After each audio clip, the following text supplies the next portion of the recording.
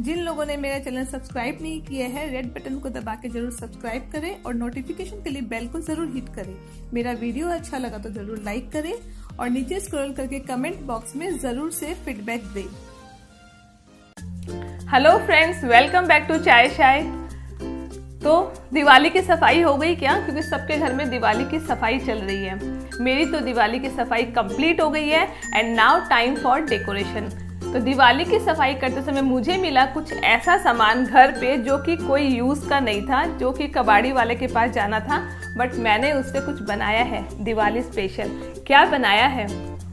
ये बनाया है मैंने। तो ये मैंने कैसे बनाया है, इसका मैंने शॉर्ट वीडियो बना रखा है आप लोगों के लिए। तो चलिए आप देखिए ये वीडियो कि ये कैसे बना है।